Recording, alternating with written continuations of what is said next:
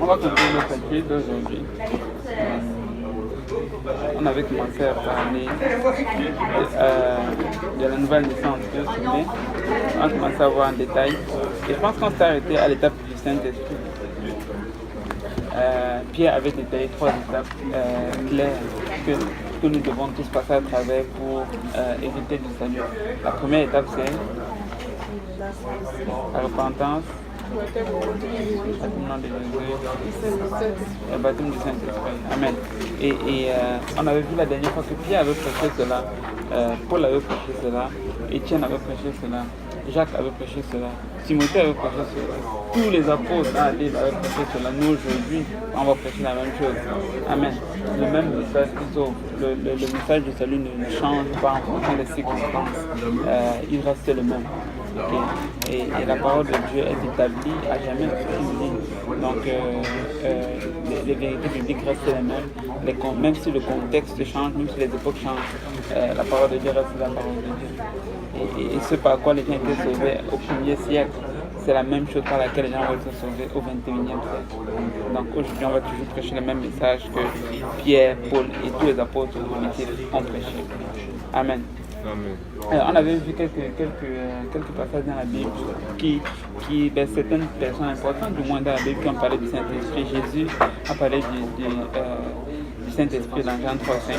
Pierre en a parlé dans Actes 2,38. Paul en parle dans Romains 8,9. On va revenir probablement sur le dire de Paul dans les prochaines leçons.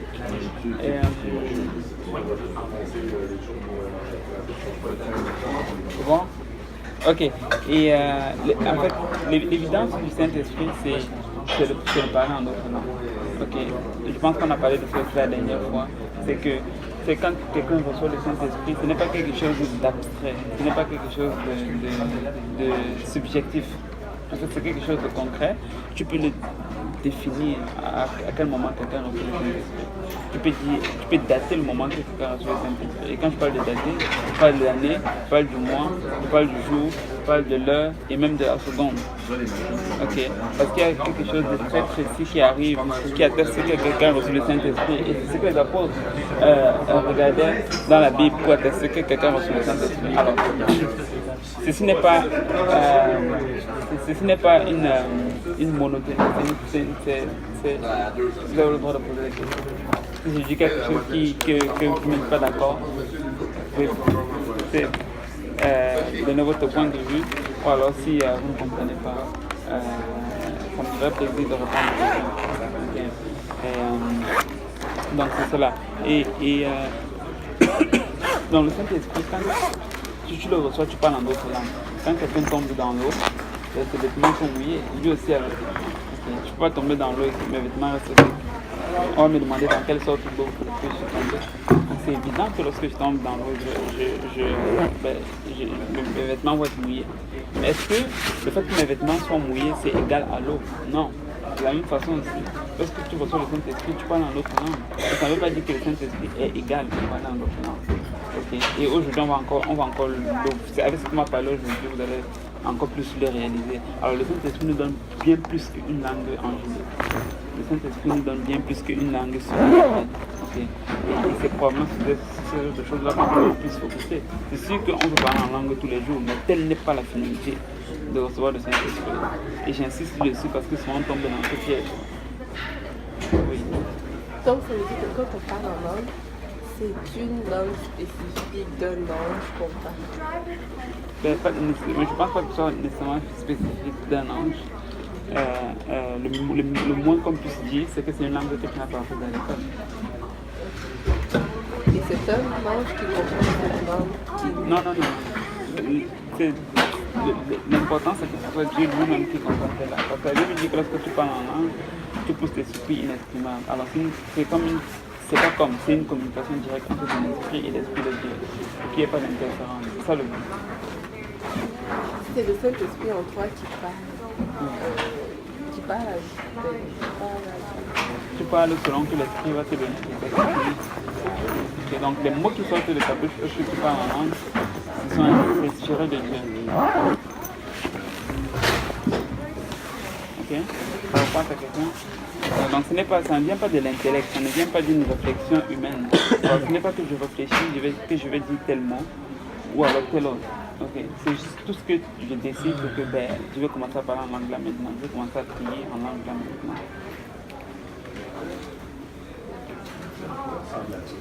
Bon, ok, donc la Bible dit qu'ils furent tous remplis du Saint-Esprit et se mirent à parler en d'autres langues, selon que l'Esprit leur donnait de s'exprimer. C'est écrit juste là, ça c'est dans le livre des Actes, chapitre 2, verset 4. Okay. Et ça c'est l'évidence du Saint-Esprit pour les premiers apôtres. Vous vous doutez que ce n'est pas le seul. Ce n'est pas le seul passage. Si tu vas dans Acte 10, tu vas voir l'exemple de Corneille et de sa famille qui ont reçu le Saint-Esprit. Et la Bible nous atteste que Pierre et ses disciples qui étaient avec lui, les frères qui étaient avec lui, ont su que Corneille avait reçu le Saint-Esprit parce qu'il les attendait parler en d'autres langues et glorifier Dieu. Et je pense que ça c'est un verset qui vaut la peine d'être lu. Acte 10, à partir du verset 40, quelque chose. 43.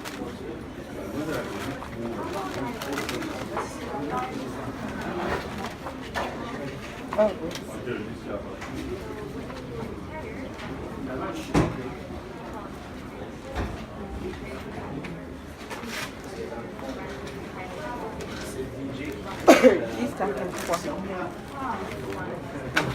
Tous les prophètes rendent de lui le témoignage que quiconque croit en lui reçoit par son nom le pardon des péchés. Comme Pierre prononçait encore cette mots, le Saint-Esprit descendit sur tous ceux qui écoutaient la parole. Tous les fidèles circoncis qui étaient venus avec Pierre furent étonnés de ce que le don du Saint-Esprit était aussi répandu sur les païens. On fait une petite pause. La Bible dit que quand Pierre prononçait encore ces paroles, le Saint-Esprit descendit sur eux. Sur tous ceux qui écoutaient la parole, tous les fidèles circoncis qui étaient venus avec Pierre furent étonnés de ce que le don du Saint-Esprit était aussi répandu sur les païens. On dirait qu'il y a quelque chose qui est arrivé lors de cette rencontre qui a témoigné à Pierre et aux autres disciples qui étaient venus avec Pierre que le Saint-Esprit venait d'être répandu sur eux. Parce que ce n'est pas quand ils ont toqué chez Pierre pour la première fois qu'ils ont vu que Corneille et sa famille, qu'ils ont toqué chez Corneille, pour la première fois qu'ils ont vu que lui et toute sa famille avaient reçu le Saint-Esprit. Et lui nous dit que c'est pendant que Pierre était en train de prononcer ces paroles. Donc, c'est à un moment donné, un moment précis. Ils peuvent dater exactement à quel moment est-ce que c'est arrivé. Et la Bible nous dit qu'ils ont vu que le Saint-Esprit était aussi répandu sur les païens. Pourquoi? Le verset 46 répond. Car il entendait parler en langue. Alors, car ici, tu peux remplacer par parce que. Tu peux remplacer le cas ici par parce que. Donc, c'est ainsi que les apôtres ils ont attesté que Pierre et les autres, ils ont attesté qu'on a reçu le Saint-Esprit, mais parce qu'ils les entendaient parler en d'autres langues qui glorifiaient Dieu. Donc, on n'est pas une secte, ou bien on n'a pas dévié quand on commence à dire qu'on observe parler en langue pour déterminer si quelqu'un a reçu le Saint-Esprit. Non, c'est ce que les apôtres observaient. Ce n'était pas juste Pierre. Paul faisait la même chose. Allez lire dans Actes 19. On n'a pas le temps de regarder. Mais c'était ça qu'il faisait, regarder le temps. Les apôtres pouvaient arriver à Actes 19. Les apôtres pouvaient arriver à un endroit et savoir que les gens ont reçu le Saint-Esprit ou pas. S'ils pouvaient le savoir. Et c'est important d'avoir toutes ces notions-là en tête parce que quand quelqu'un va vous dire mais moi j'ai reçu le Saint-Esprit lorsque je me suis baptisé ou alors ma vie a changé. Alors je sais que j'ai reçu le Saint-Esprit. Les choses que je fais, je ne peux pas le faire sans recevoir le Saint-Esprit. David faisait des exploits. Mais il n'était pas rempli du Saint-Esprit comme les chrétiens. Abraham faisait des exploits. Il n'était pas rempli du Saint-Esprit comme les chrétiens du Nouveau Testament. Donc d'où sort la philosophie que je fais des bonnes choses, donc ça signifie d'être rempli du Saint-Esprit. Ce n'est pas biblique. Okay, Dieu nous a donné quelque chose de bien particulier, c'est de parler en d'autres langues. C'est ça l'évidence que quelqu'un a reçu le Saint-Esprit. Amen. Est-ce qu'il y a des questions dessus avant qu'on ne continue? Oui. Il y a d'autres versets. Oui, acte 19. Encore l'acte 9. Acte 8. Oui, les premiers versets.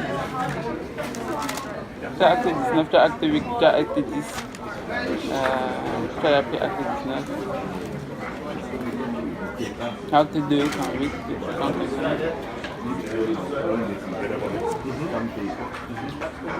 Tu as le début de Corinthiens 1, Corinthiens 14.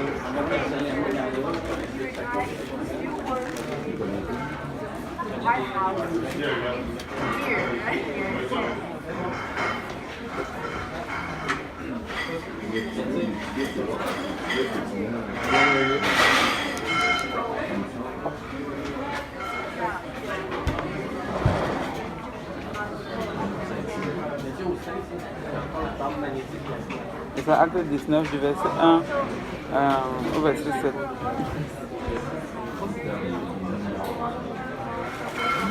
Regarde, on va même lire ça. Okay. Quelqu'un peut lire Acte 19 à partir du verset 1, du verset 1 au verset 7.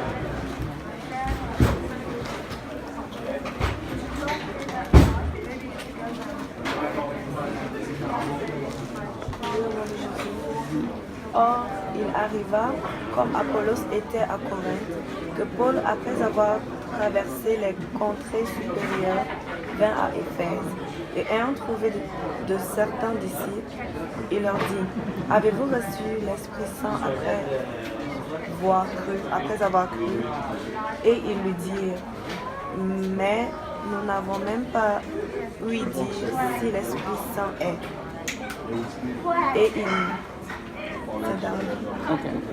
Et il dit, « De quel baptême donc avez-vous été baptisés ?» Ils dirent, « Du baptême de Jean. » Et Paul dit, « Jean a baptisé du baptême de la repentance, disant au peuple qu'il crût en lui qu'il venait après lui, en celui qui venait après lui, c'est-à-dire en Jésus. Et ayant eu ces choses, ils furent baptisés pour le nom du Seigneur Jésus. Et Paul leur ayant imposé les mains, l'Esprit Saint vint sur eux et ils parlèrent en langue et prophétisèrent.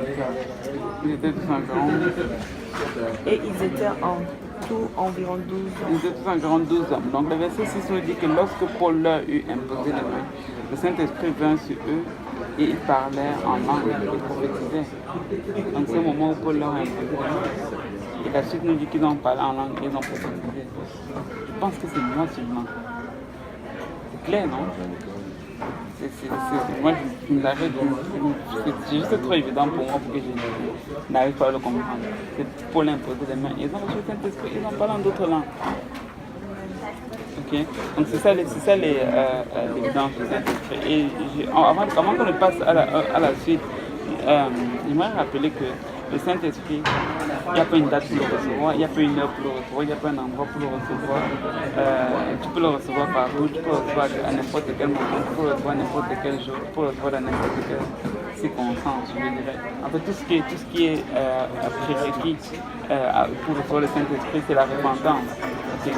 Tout ce que Dieu demande, c'est que tu te repentes. Et lorsque la repentance est sincère, Dieu n'a pas de problème pour déverser son Saint-Esprit.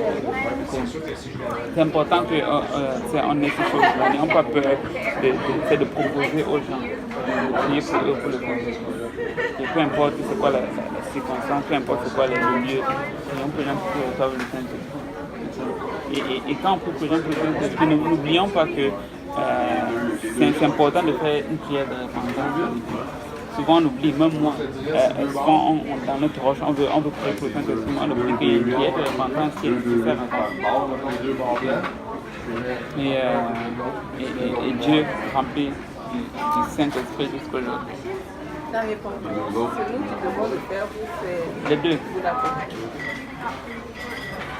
C'est biblique comme avant de le Saint-Esprit de se repentir. Oui, c'est biblique dans le sens que avant de faire quoi que ce soit pour le Seigneur, il faut se repentir. C'est comme la première étape dans tout.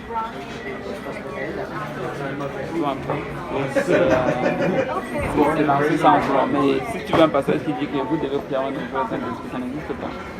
Mais c'est biblique dans le sens que nous devons prier avant de faire.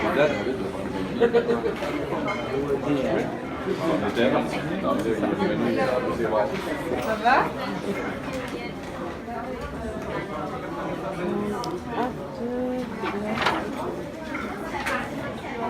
Je vais pas trop vite. Je vais même trop lentement. Non, c'est très bien. Là, je peux passer à la vitesse suivante. Next. Ok. La puissance du Saint-Esprit. Là, mon but, ce n'est pas de vous convaincre que le Saint-Esprit, ce n'est pas juste le parler en langue. Mais j'espère qu'après avoir parlé de ceci, vous serez convaincus que c'est bien plus que le parler en langue. Parce que tu peux être misérable avec ce beau Saint-Esprit gardé en toi si tu penses que c'est juste pour parler en langue. Parce que ça vient avec tellement d'autres choses. Alors, c'est plus qu'un 2 en 1, c'est plus qu'un 3 en 1, c'est plus qu'un 4 en 1, c'est plus qu'un 5 en 1, c'est plus qu'un beaucoup en 1, c'est un tout en 1, je dirais. Ok, tu reçois tout lorsque tu reçois ce Saint-Esprit. Et on veut explorer justement ces autres choses-là qui viennent dans le combo. Okay, on va ouvrir la boîte et on va voir ce qu'il y a à l'intérieur. Tu peux t'approcher. On va ouvrir la boîte, on va arrêter de lire là-bas. Vous pouvez me devancer.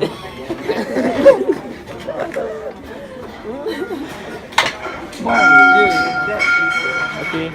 Et on veut voir vraiment ce qu'il y a dans ce combo-là qui vient dans la boîte. Et il y a beaucoup de bonnes choses qui viennent dans cette boîte-là qu'on appelle le Saint-Esprit. Et la sœur Esther est en train de dessiner ces boîtes. On va les remplir. Si tu me donnes le temps, je vais tout les remplir, mais si tu poses trop de questions, je peux pas tout remplir. Dans une blague. Ok, on va voir toutes ces choses-là qui viennent alors que nous recevons le Saint-Esprit. Alors, le Saint-Esprit nous montre les choses à venir. Là, c'est l'une des choses. La dernière fois dans la voiture, tu disais que le Seigneur t'a commencé à parler sur certaines choses que tu n'avais pas aidé. C'est après, quand tu as commencé à étudier, tu t'es rendu compte que c'est biblique. Ok, tu parlais plus du code vestimentaire. Tu vois, c'est une chose que le Saint-Esprit fait. Il va te parler à l'avance sur certaines choses. Okay. Le Saint-Esprit va nous convaincre sur certaines choses. Et c'est pour ça que c'est bon d'essayer de faire tout ce que nous faisons dans le Saint-Esprit. C'est bon d'être baigné dans le Saint-Esprit. C'est bon de prier le matin avant de se coucher. Tu peux prier, le Seigneur te montre comment va être ta journée. Tu peux prier le matin, le Seigneur te dit ne passe pas sur telle route que tu as l'habitude de passer. Tu peux prier, le Seigneur te dit va au travail plus tôt, va au travail plus tard. Je prends juste des exemples juste comme ça. Mais c'est juste pour vous amener dans quelle dimension est-ce que le Saint-Esprit travaille. Et ce n'est pas juste pour dire ah oui, on a le Saint-Esprit, on a le Saint-Esprit. Le Saint-Esprit est bien plus réel que nous le pensons. Le Saint-Esprit nous montre des choses à venir. Okay. Nous avons un avantage dans le monde spirituel. Un potentiel avantage dans le monde spirituel. J'ajoute potentiel exprès. Parce que des fois on ne le convertit pas, des fois on ne bénéficie pas de cet avantage-là qu'on a dans le monde spirituel. Alors quand tu reçois le Saint-Esprit, c'est bien plus que le parler en langue. Le Seigneur veut te montrer des choses à venir aussi. Okay? Mais si tu ne passes pas le temps en prière, si tu n'es pas soumis à cet esprit, si tu ne te laisses pas conduire par cet esprit, tu ne vas probablement pas expérimenter cette puissance-là qu'il y a dans le Saint-Esprit. Tu ne vas pas expérimenter cette facette qu'il y a dans le Saint-Esprit. Alors le truc c'est que plus on évolue avec Dieu, plus on découvre ces facettes. Plus on évolue avec Dieu, plus on découvre de nouvelles choses sur lui. Vous avez lu récemment le livre de l'Exode. Dieu commence à parler à Moïse. Et il dit à Moïse, je me révèle à vous sous le nom de l'Éternel. Et je ne me suis pas révélé à Abraham sous ce nom. Voyez-vous comment c'est incroyable? Va regarder ce que Dieu a fait avec Abraham. Il a fait de grandes choses avec Abraham. Dieu a accompli de grandes choses avec Abraham. Mais Dieu arrive à Moïse et il dit, je ne me suis pas révélé à Abraham sous ce nom. Tu aurais regardé la vie d'Abraham et tu aurais pensé que non, Dieu a battu tous ses records. No way. Si Dieu fait quelque chose demain, il va battre les records de ce qu'il a fait dans le passé. Dieu fait toujours de mieux en mieux. Donc il ne faut pas qu'on arrive à une place où on pense qu'on a tout vu de Dieu, mais on pense qu'on a tout espéré de Dieu. Non, on n'a pas encore tout vu de Dieu. C'est Dieu réserve toujours le meilleur pour la suite, ou bien le meilleur pour la fin. Il a fait plein de grandes choses avec Abraham, mais il ne lui avait pas révélé quel était son nom. Probablement quand Abraham mourait, il disait waouh, certainement ce Dieu-là est incroyable. Et Dieu disait pour moi dans son cœur, tu n'as encore rien vu, tu n'as encore vu un dixième de ce que tu peux être. Okay. Et avec Moïse, Dieu nous montre encore une autre facette. Et c'est la même chose aussi dans notre vie personnelle avec Dieu. C'est le Dieu que tu connais aujourd'hui. Si tu continues de le servir, l'année prochaine, tu vas le trouver plus grand. Alors, tu vas le trouver plus puissant. C'est raisonnable de penser que genre chaque année, chaque année, tu sens et tu sais que genre tu vas changer, c'est sûr et certain, d'une façon ou d'une autre parce que tu vis avec Dieu. Genre que chaque année, il y a quelque chose de plus que genre... Bien sûr, c'est ça attendre. En fait, c'est là qu'il faut mettre ton focus. C'est que si plus le temps passe, tu ne grandis pas, il faut te questionner. C'est ce que tu es en train de faire. Oui. Est-ce qu'il faut attendre l'année? Moi, je pense que non, il ne faut pas attendre l'année, non. Tu peux attendre. Bien sûr. Tu réponds à ce Non, mais comme genre, tu vois quand tu dis genre, ok, j'ai pas réussi l'année dernière à plus de fait. Mais cette année, je sais que par rapport du Seigneur, je veux réussir encore plus. Non. Et tu as l'espoir. Oui. En fait, ce qu'elle essaie de dire, c'est que tu ne vas pas attendre le 21 décembre, plus ou moins le 31 décembre, avant de dire, ok, bon, cette année, je dois faire plus. C'est les choix que tu fais aujourd'hui, ça va affecter. On dit que les petits choix que tu fais aujourd'hui, c'est ça qui va affecter ton éternité même au final. Okay? Donc, une réussite, au final, c'est la suite de petites réussites. Alors c'est comme, c'est ce qui fait ton tous les jours, en fait, c'est ça qui va faire finalement que tu es, et c'est ça qui va déterminer ton résultat à la fin de l'année. Alors il faut que chaque jour tu essaies de le réussir. C'est comme une grande réussite, puis dans la suite du championnat, plusieurs petites réussites. Tu comprends ce que je veux dire? C'est comme chaque jour, il faut que tu te dises qu'aujourd'hui je sois meilleur. Ne le planifie pas juste sur toute l'année. Et la vérité est que si aujourd'hui tu es meilleur qu'hier, c'est tellement qu'à la fin de l'année, tu seras meilleur que l'année dernière. C'est vraiment ça. Alors Dieu comprend quand tu veux commencer petit mais pas grand. Oui, mais c'est ça. En fait, il n'a jamais été question de commencer nécessairement grand. Commence là au commencement. Ok. Bon, je prends cette pièce-là pour vous illustrer quelque chose. Tu la vois? Elle est petite, non? Elle est petite cette pièce-là, tu la vois? Okay. Si je la rapproche comme ça, tu la vois plus grosse. Et là, présentement, quand je la mets ici, ça ne spécifie pas ta vision, tu peux quasiment tout voir. Okay? Mais si je l'approche de toi, tu vois, ça commence à plus devenir un obstacle. Plus tu la rapproches de toi, plus ça devient un obstacle. Okay? Et c'est la même chose souvent qu'on fait. C'est que il y a le côté négatif de ça. C'est qu'on va souvent prendre nos problèmes, qui est tellement petit, on va tellement se rapprocher de nos problèmes, on ne va plus rien voir de Dieu. Alors, la clé est que c'est juste combien tu te rapproches d'une chose, et cette chose-là devient importante dans ta vie. Aussi bien du côté négatif que du côté positif. Ce Dieu-là peut être grand, et si tu ne te rapproches pas de lui, tu ne vas pas expérimenter sa grandeur. Il est grand pour tout le monde, mais tout le monde ne réalise pas combien il est grand. Malgré le fait qu'il est le seul éternel, il y en a quand même qui blasphèment son nom et qui le trouvent incapable, qui le trouvent même inférieur aux hommes. Je l'ai déjà entendu si vous ne me croyez pas. Okay. Mais c'est juste parce qu'ils ne se sont pas rapprochés de lui pour réaliser combien il est grand. Il dit venez goûter et sentir combien l'éternel est bon. Voilà. Nous voulons nous rapprocher de lui pour se rendre compte à quel point il est grand. Et la vérité est que plus tu te rapproches de lui, plus tu découvres sa grandeur. Plus tu te rapproches de lui, plus tu découvres d'autres facettes de sa personne. L'exercice, c'est que nous voulons vraiment continuellement nous rapprocher du Seigneur. Le psalmiste le dit comme ceci, il dit venez et magnifiez avec moi l'Éternel. Magnifier, ça veut dire amplifier. Dites-moi, qu'est-ce que tu peux amplifier réellement dans son vrai terme du Seigneur? Rien. Il est déjà tout puissant, il est déjà tout. Tu ne peux rien ajouter à Dieu. Mais quand il dit venez et magnifier avec moi l'Éternel, en fait, ce qu'il est en train de dire, c'est juste ce que je viens d'expliquer. Il dit venez et rapprochons-nous de l'Éternel et c'est comme ça qu'il va devenir plus grand pour nous. Tu vois, ce n'est pas pour rien que ça se retrouve dans les psaumes. Les psaumes, c'est là que tu vois les louanges. C'est les adorations. C'est pour ça que nous adorons Dieu, c'est pour ça que nous louons Dieu, c'est pour qu'il devienne encore plus grand dans notre vie. Pas parce que par nature il n'est pas grand, c'est juste parce qu'on veut se rapprocher de lui. Tu peux regarder le mont Cameroun, okay, c'est l'un des plus grands volcans au monde. Tu peux regarder ça de loin, tu vas te dire ah oui c'est juste un petit truc de feu comme ça, une petite lave. Rien.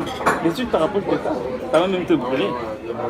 Ok, ça va devenir subitement grand. C'est que ce Dieu-là peut être grand, mais si on ne se rapproche pas de lui, on ne va pas expérimenter sa grandeur. Ah oui, c'est le mont Cameroun. Ça va pas se trouver au Canada. Bon, lisons un peu la Bible, avant qu'il ne fasse trop de jokes. Jean 16, verset 13. C'est le premier, non? Hein? Non. Mais tu peux le mettre n'importe où là, mais c'est lui. Attends, alors on a déjà passé l'avenir? Non, juste un. Ouais, c'est juste un. Dieu nous montre les choses à venir. Ah, ok. Jean 16, verset 13.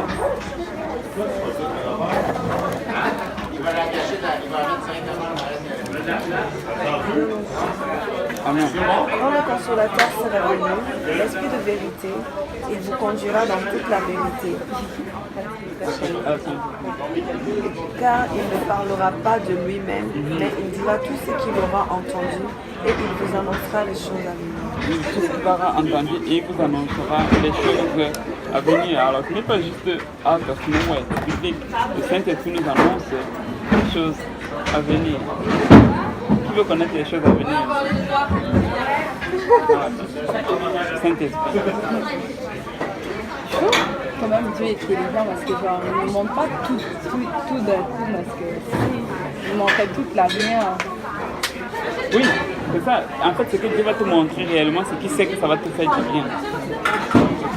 Dieu ne sait. Quand il va vous montrer les choses à venir, ça ne veut pas dire qu'il va maintenant tout nous montrer sans exception. Il y a quand même les choses qu'il va cacher. Mais c'est toujours pour notre bien. Il va te donner ce qu'il va te montrer, ce que tu as besoin de savoir pour l'époque où tu es. Amen. Bien comme ça, n'est-ce pas? Tu ne veux pas que Dieu te révèle des choses qui vont te décourager. Moi, je veux que Dieu me révèle les choses à venir. Et je ne veux pas qu'il me révèle ce qui va me décourager. Il y a certaines époques, il y a certaines étapes que j'ai vécues. Là, si Dieu me montrait ça avant, j'allais être dépressif. Mais c'est juste venu comme ça un jour au lendemain, boum, la situation est là, tu dis comme ok, on va essayer de passer à travers. Bon, mais si Dieu m'avait montré ça avant, je me serais probablement découragé. Mais Dieu va nous montrer les choses dont nous avons vraiment besoin, les choses qui vont nous fortifier, et les choses qui vont nous permettre d'éviter certaines erreurs. On va continuer. Oui. Moi, je pense que Dieu nous a déjà montré beaucoup de choses. Et par sa parole. Amen. Choses à venir. Ouais. Oui, tout à fait. Quand tu lis la parole, quand tu lis les livres de Daniel, tu lis les livres de tout un cas, tu lis les livres d'Apocalypse, tu vois beaucoup de choses qui vont arriver. Et effectivement. Mais au-delà de ça, réellement, Dieu peut aussi nous parler dans notre quotidien. Il peut te parler personnellement pour une situation qui te concerne, toi, dans ta vie. Okay. Donc c'est cela. Le Saint-Esprit aussi, oui. Comment savoir si c'est Ok, bonne Parce question. que le truc, c'est que des fois, j'entends une voix, mais je me dis, bon, est-ce que ce n'est pas peut-être moi? Ok. Ah, c'est une bonne question que tu poses. Je vais répondre. J'aime répondre à ce genre de questions. Tu vas être surprise comment la réponse va être extraordinaire. C'est quelque chose que tu n'as jamais entendu. Ok. La façon de savoir, c'est de lire ta Bible. Tu as entendu ça? Tu as entendu ça? Ok, c'est ça la réponse.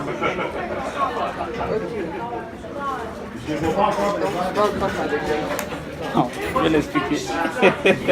C'était juste trop vague. Alors, le truc c'est que quand tu vas avoir une pensée, ok, quand tu vas avoir une idée, et tu te demandes si ça vient de la parole de Dieu, si ça vient de Dieu, ben tu vas l'éprouver au moyen de la Bible. Tu vas l'éprouver avec les Écritures. Dans le sens où si ce que tu penses faire, si ça reste dans le cadre biblique, hein, mais là tu vas, ça c'est ta première étape, tu vas l'éprouver avec la parole de Dieu, tu vas voir si est-ce que ce n'est pas en contradiction avec la Bible. Okay. Si ce n'est pas en contradiction avec la Bible, là maintenant il y a d'autres étapes, bien évidemment, que tu vas prendre. Et, comme par exemple, prier toi-même déjà, parler dans le pasteur, et ainsi de suite. Okay? Mais il y a certains déjà préliminaires comme prier et regarder si c'est dans la parole de Dieu.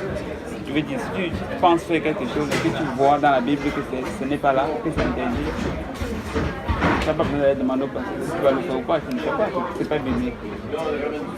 Donc, c'est vraiment ça, c'est qu'il faut toujours éprouver toutes choses avec la parole de Dieu.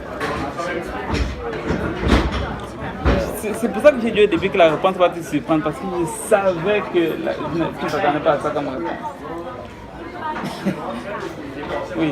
Il y a des séparations que tu reçois qui ne sont pas vraiment vérifiées par la Bible. Mais ce n'est pas que c'est des trucs, quand tu vois seulement, tu te dis que ce n'est pas de Dieu, ça ressemble aux choses de Dieu.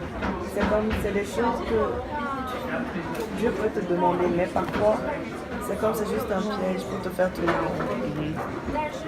Mais dans ce cas, est-ce qu'il y a comme une astuce pour discerner cela?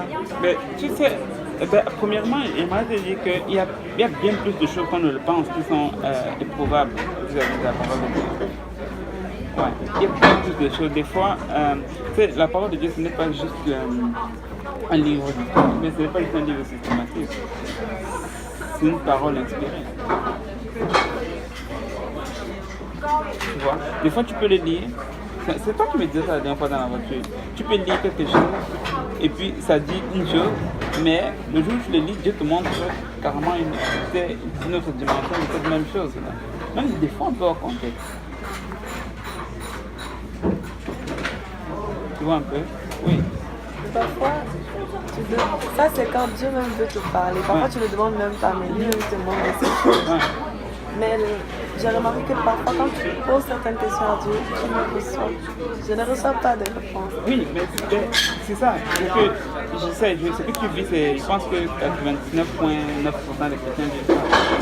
Il y a beaucoup de points d'interrogation dans la tête de tout le monde, même des plus grands pasteurs. Okay. Et le truc, c'est que tu ne veux pas te précipiter quand tu n'as pas encore de réponse de la part du Seigneur. Certaines choses, tu ne peux pas prendre des risques, autant attendre d'avoir une confirmation de la part du Seigneur. Mais ce dont je viens de te dire, je l'ai expérimenté il n'y a pas longtemps, je n'ai pas envie de vous donner réellement les détails, mais il y avait une situation par laquelle je me posais la question, est-ce que c'est la volonté de Dieu, est-ce que ce n'est pas la volonté de Dieu? Alors je savais pour sûr qu'il n'y avait rien dans la parole de Dieu qui était écrit par rapport à ma situation. J'ai demandé qu'à toi. Okay. Et là, j'ai commencé à faire du Seigneur, qu'est-ce que je fais avec ça? Je suis vraiment, je ne sais pas, est-ce que je vais dans telle direction, est-ce que je ne vais pas dans telle direction, il y a ça, il y a ça, il y a ça, telle direction, il y a ça, il y a ça, il y a ça. Après ce jour-là, j'ai fini ma prière, je n'ai rien entendu. Moi, j'aurais espéré entendre le tonnerre. J'aurais espéré que Dieu me secoue, qu'il tombe sur ma chaise. Je ne sais pas moi, que j'arrive, que je ne veux pas. Même pas arrivé ce jour-là. Alors j'ai fini ma prière, j'ai pris ma Bible, j'ai lu un verset comme ça. Peut-être c'était même la chaîne de lecture. Et je dis ça comme ça. Et puis j'étais comme, no way, incroyable. Je lisais de mon passage de A à Z, ça n'a aucun mot qui parlait de ce que je suis en train de vivre là. Mais c'était la réponse de A à Z à ma question. J'étais juste comme Seigneur, ça c'est quoi cette affaire? Tu vois, c'est les choses qu'on peut pas expliquer, ça nous dépasse. Ça dépasse nos entendements. J'ai écouté un prédicateur dire ceci, je vous l'ai déjà probablement dit, je vous le redis encore. C'est que si notre Dieu, on peut l'expliquer, c'est que ce n'est probablement pas le bon Dieu que nous sommes en train de servir. Ça prend un Dieu inexplicable.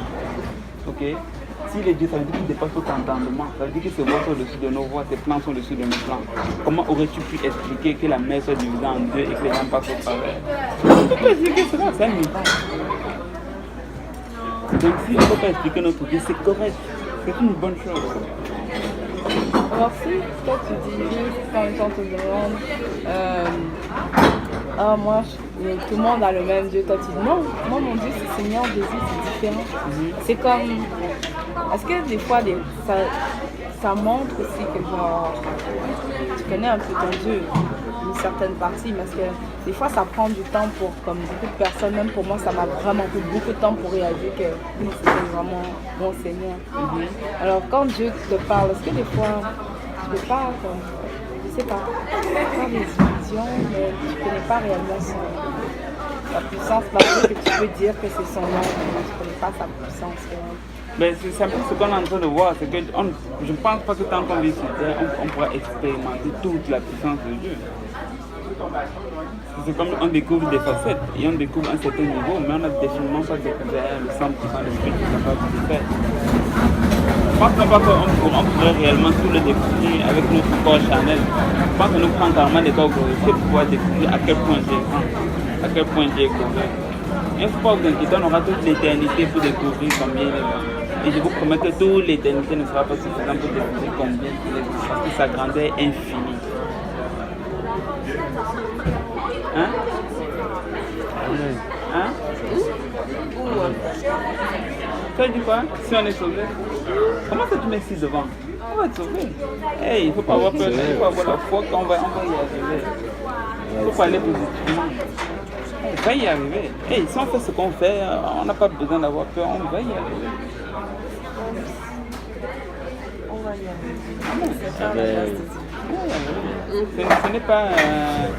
ce n'est pas... C'est pas par mérite. C'est parce que tu vas arriver là-bas par mérite. C'est juste que on continue de s'appuyer sur le Seigneur. Il faut toujours s'appuyer sur le Seigneur. On a parlé un peu de ça assez longuement la dernière fois. C'est qu'il faut arrêter de s'appuyer sur nous-mêmes. Lorsqu'on commence à s'appuyer sur nous, c'est le début de la catastrophe. Lorsqu'on commence à t'appuyer sur toi, là, c'est le début de ta chute. Tu vas être dépressif et tu ne vas jamais y arriver. Nous appuyons sur le Seigneur. Tu as compté sur tes propres capacités pour y arriver. C'est ça. Jésus a dit à l'homme, cela était possible, mais à Dieu, tout est possible. Rien n'est impossible. Ouais. Tout est possible à Dieu et c'est impossible à l'homme. C'est ça. Pour être sauvé. C'est comme... exactement. C'est comme nous, on peut rien faire pour être sauvé, mais tout ce qu'on a besoin de faire, c'est de s'appuyer sur le Seigneur. C'est ça. Quand on commence à s'appuyer sur autre chose que le Seigneur, ben on commence à couler. Comme Pierre dans l'eau, qui a marché sur l'eau. Il a dit, sur ta parole, tu viendrais. On a dit que sur ta parole, je vais marcher. Je vais m'appuyer sur ta parole. Et c'est ce qu'on essaye de faire. On va voir tout ça dans la voiture. Dans Matthieu 19, 26. Verset 19, 26. C'est 19, 26? Ouais, je pense que c'est où Jésus répond. Wow. Boy, tape ici. Il a aussi fait quoi? Non, il répond aux apôtres. Il répond aux apôtres là-bas. Parce que c'est Pierre qui voulait savoir à Jésus comment serons-nous sauvés. Puisque Jésus disait que les plus difficiles pour un riche d'entrer dans un royaume que d'un chameau de passer dans le trou de l'aiguille. Ok, mais toi tu es un autre passage, je vais te le donner tout à l'heure. Okay. Mais c'est ça, donc Pierre il a dit ta parole, je marcherai, je viendrai. Okay. Donc il s'est appuyé sur la parole de Dieu, mais il n'est pas arrivé à bon port. Du moins, il n'a pas continué comme il a commencé à aller triste. Mais ça c'est juste parce qu'à un moment donné, il a arrêté de s'appuyer sur la parole de Dieu, il a commencé à regarder en bas.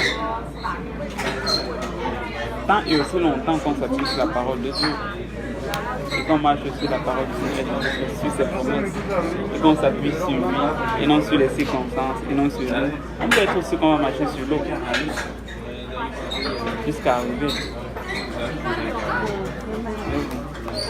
Et c'est nous, le truc avec, parlons un peu de nous, ok? On ne parle pas de nous, on se connaît nous, on sait qu'on a la vérité, on sait qu'on a la parole de Dieu, et on sait qu'on est strict sur la parole de Dieu, on va te le dire, ok? Donc on ne prend pas les choses on prend pas les choses à la légère, et quand on voit quelque chose dans la parole de Dieu, on va l'appliquer. Les gens, certaines personnes vont trouver ça mauvais, gloire à Dieu, d'autres personnes vont trouver ça bon, gloire à Dieu aussi, ok? Mais pour nous, okay. Je sais quel est le piège souvent qui nous guette. C'est qu'on pense que toutes ces choses-là, ça va arriver par nous-mêmes. Toutes ces choses-là, on va réussir à le faire par nous-mêmes. N'oublions pas une chose, peu importe ce que nous faisons, que ce soit la simple prière que tu fais le matin, tu réussis à la faire par la grâce de Dieu. Amen. N'oublions jamais ces choses-là. Toutes choses que nous faisons en bien, c'est par la grâce de Dieu que nous le faisons. On ne le fait pas par notre propre force. Dans le jour où tu ne réussis pas à le faire, si tu commences à te condamner, si tu commences à te dire « Ah, je ne suis pas une bonne personne », c'est probablement le Seigneur qui est en train de te dire que tu ne t'appuyais pas sur moi en réalité. J'ai une question. Il y a un passage où Dieu dit bon et fidèle serviteur encourageant le progrès. Donc, ça veut dire qu'il faut être bon. Mais donc, ça prend que c'est ça, et que tu sois fidèle. Oui, je ne suis pas en train de dire qu'il ne va pas avoir ta part. Mais tu sais quoi, le truc, c'est que même si c'est fidélité, là, tu le Seigneur qui t'aide à être fidèle. Sans moi, vous ne pouvez rien faire. Qu'est-ce qu'elle dit? Attendez, répétez Thierry, mais j'ai eu. Parce que je sais qu'il y a des jours que moi aussi je vais comme ça. Ok. C'est fondamental tellement. Même la phrase quand elle dit que tu te dis que tu n'es pas bon parce que tu n'y arrives pas.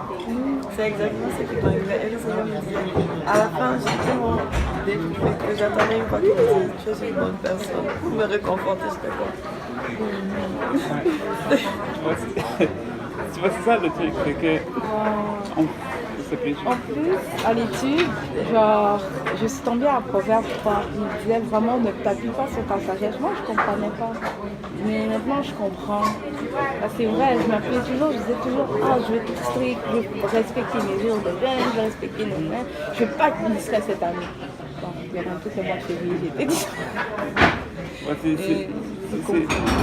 Il faut s'appuyer sur le Seigneur, c'est ce qu'on fait. Il faut toujours se dire, c'est pas la grâce du Seigneur. Et quand on le fait de cette façon, le jour où on va échouer, okay, notre premier recours, ça va être de demander aussi la grâce du Seigneur. Ça ne va pas être d'aller nous condamner. La bonne nouvelle, c'est que sa grâce se renouvelle chaque matin. La Bible nous dit dans le Lamentation. Okay. Nous voulons vraiment compter sur le Seigneur. Alors, on se fait des objectifs, oui ou non? Hein? On se fait des objectifs, oui ou non? Oui, il faut se faire des objectifs parce que quand tu ne les fais pas, tu n'auras pas de but à atteindre. C'est un peu comme si tu n'as pas de cible. Il faut que tu te dises que cette année-là, je vais être meilleur. Mais ça va être encore pas la grâce du Seigneur. Ok, tu te fais pas des... Parce que moi, des fois, je me fais comme... Ok, par la grâce du Seigneur, je vais être meilleur. Ok, d'abord, il faut que je respecte ça, il faut que je respecte ça, il faut que je respecte ça. Mais tu sais, c'est un peu comme... il ne faut pas le voir réellement comme un tas de règles. Réellement, c'est déjà ton amour pour Dieu, ta ferveur pour le Seigneur va te pousser à faire bien plus de choses que tu peux même l'imaginer. Moi, je mets plus le point sur notre perception de Dieu, sur la place que Dieu prend dans notre vie. Il y a certaines choses que toi, aujourd'hui, présentement, tu le fais pour être naturel, c'est pas extra. Okay, mais quelqu'un d'autre va trouver ça extra, juste à cause de la place que Dieu a pris dans ta vie. Tu vas aller à l'église par exemple 2 fois par dimanche. Pour quelqu'un d'autre, ça va être comme c'est une perte de temps. Le reste du temps, je vais faire quelque chose de ta vie. Mais pour toi, c'est pas une perte de temps. Pour toi, tu es en train de bien investir ton temps.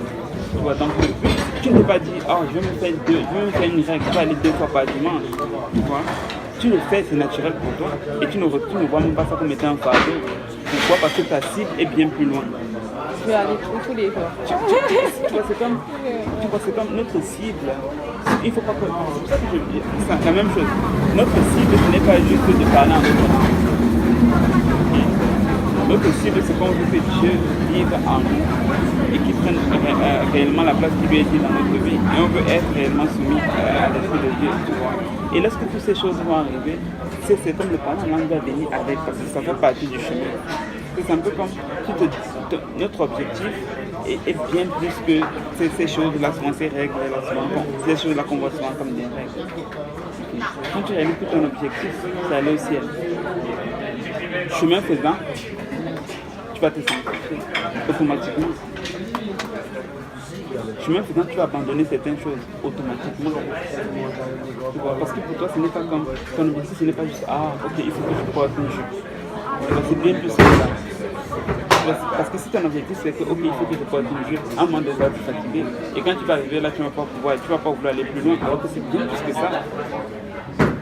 Un peu. Alors que si ton objectif, tu te dis, mais je vais aller au ciel, j'aime le Seigneur, chemin faisant, tu vas porter tes jupes. Et le pantalon ne va plus intervenir. C'est un exemple que je prends, mais tu l'appliques vraiment dans tous les secteurs.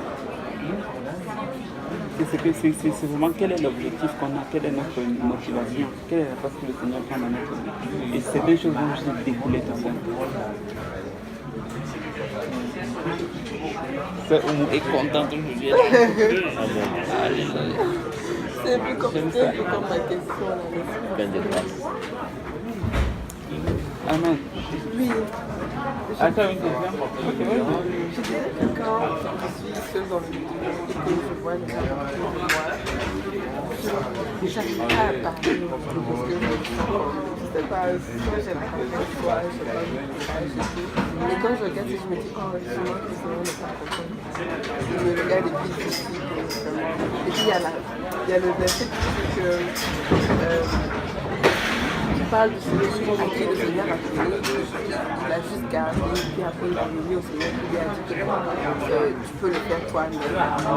Et donc je me suis dit, donc le Seigneur va me voir pour ça, il se dit que ok, moi je t'ai donné la vérité, et que toi tu n'as pas partagé aux gens, tu as gardé ça pour toi. Et donc la suite, voilà, du coup ça fait que je me sens condamnée, je me sens égoïste. Mais la première des choses, c'est qu'il ne faut pas se présenter seul. Et la deuxième des choses, c'est que c'est ce qu'on parlait quand on faisait la situation de l'évangélisation, c'est qu'il y a réellement une prière à faire par rapport à ça. Parce que ça ne vient pas. Ce n'est pas naturel pour personne. Si tu regardes même Paul, il dit que j'étais devant vous dans un état de tremblement, de crainte et de tremblement. C'est ce qu'il dit à l'église de Corinthe, si je me souviens bien. Donc ça, on peut dire que même Paul, qui a accompli de grandes choses, qui a parlé devant des rois, ainsi de suite, ce n'est pas que c'était juste facile. C'était pas que c'était juste comme ça, c'est comme il y a un exercice à faire. C'est comme ça demande quelque chose qui relève du surnaturel. Et c'est pour ça que c'est important de prier. C'est pour ça que la dernière fois, on avait vu que les apôtres, ils ont prié pour demander de l'aide au Seigneur qui sont rendus. Ça dépend évidemment de l'homme pour l'évangélisation. Donc la solution, c'est juste de prier. Tu demandes que le Seigneur te donne ses aides. Et pendant que tu pries pour ça, et la prochaine fois que tu retrouves à le métro, essaye encore, le Seigneur t'inspire de parler à quelqu'un. Essaye, fais-le. Mais j'arrive pas, je me sens. Continue juste de demander au Seigneur. Mais le truc, c'est que le jour où tu arrêtes en fait d'essayer, c'est que tu enlèves toutes tes chances. Donc c'est cela, c'est que la vie comme ça, c'est fait aussi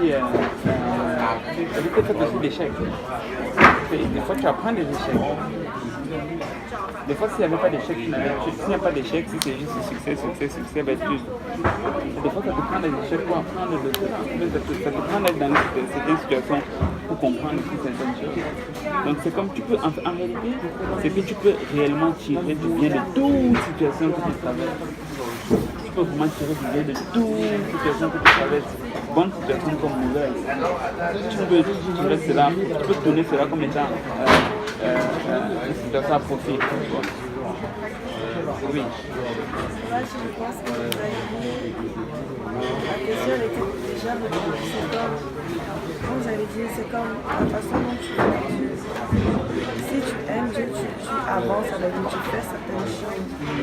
Et quand l'ennemi va maintenant, moi, quand elle est revenue, elle avait dit ça, moi, elle avait dit, ses pensées déjà, elle ne va pas le faire. C'est comme si tu vois comme si Dieu te condamne, Dieu, l'image que tu as de Dieu, tu n'as plus le goût de le faire, tu te sens comme le poil. Sauf le fardeau de Dieu n'est pas lourd, là tu ressens un lourd fardeau. Ça, alors que... C'est comme... il ne faut jamais voir vraiment Dieu comme un Dieu, comme un Dieu qui va tomber dans la hygiène, qui va te... non, c'est pas ça le... Parce que si on a cette image-là de Dieu, on va le voir comme... On va très vite se fatiguer. Notre Dieu est un bon Dieu, c'est un Dieu compatissant. Il dit qu'il est lent à la colère et riche en bonté. Tu vois. Mais il faut toujours recourir à lui. Comme si papa qui aime que son enfant revienne vers lui, même lorsqu'il n'a pas fait ce qu'il attendait.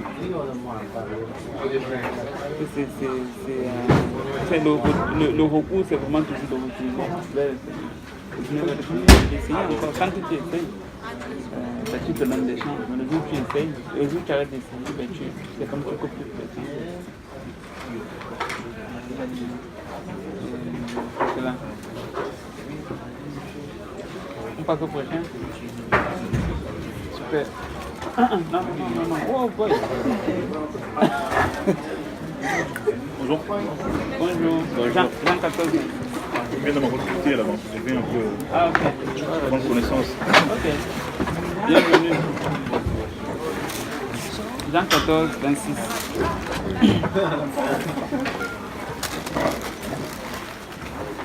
Donc ça, c'était la deuxième Bible. Oui.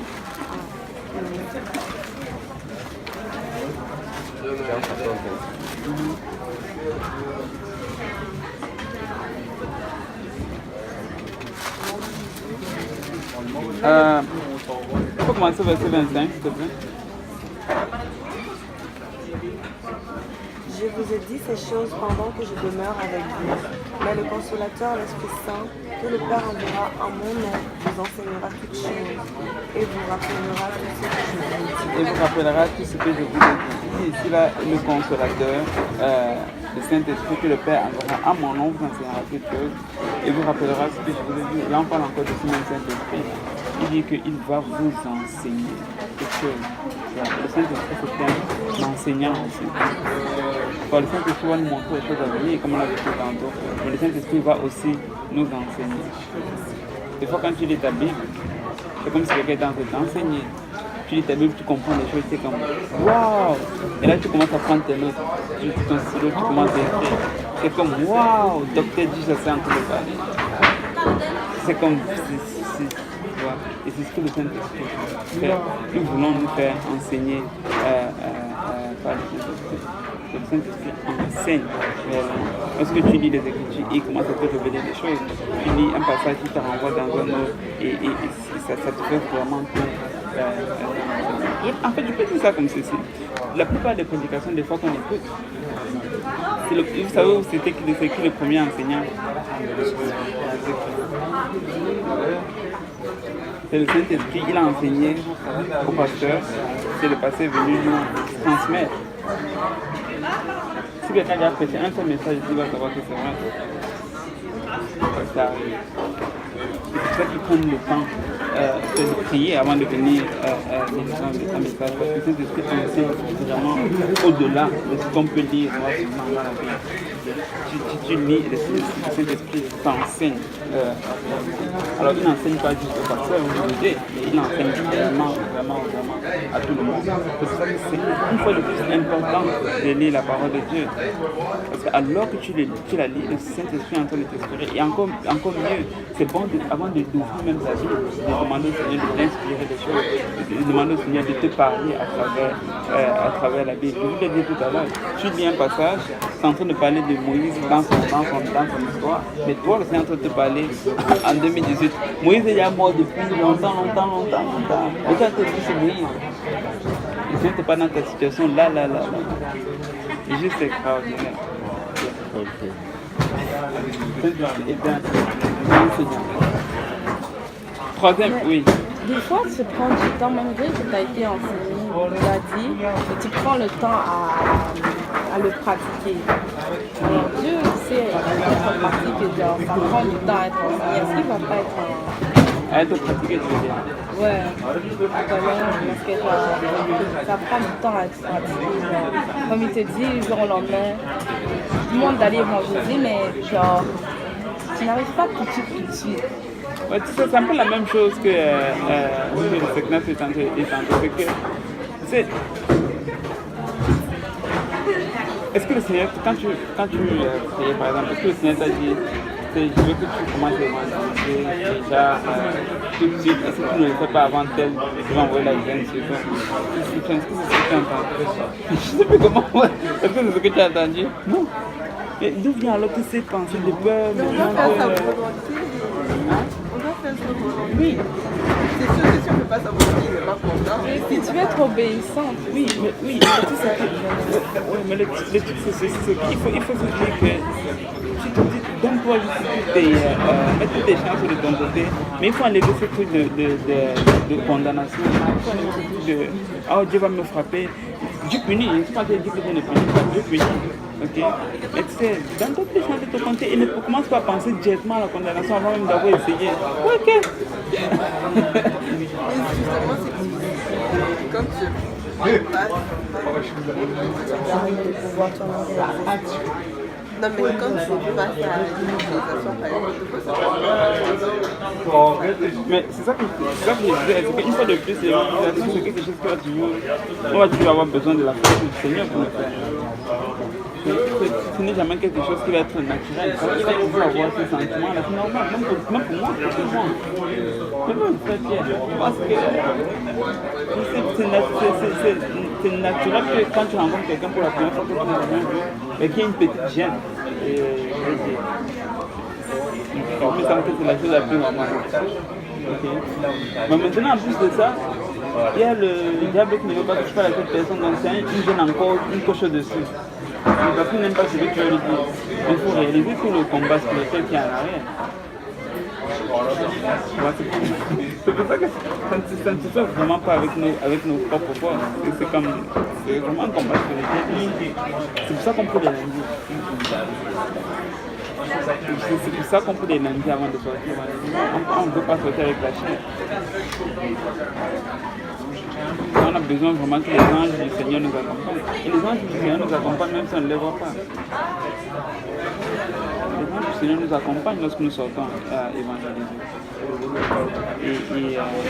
En fait, il faut avoir des pensées positives. Il ne faut pas penser négatif. Ah, si je ne fais pas, le Seigneur va me tuer. Le Seigneur va me... Oui, c'est ça que vous avez dit. Le Seigneur va me tuer, il va m'envoyer dans la GN. ouais, parce que pour moi, c'est comme si tu as honte à l'église. Ouais, tu ne peux pas prier le Seigneur.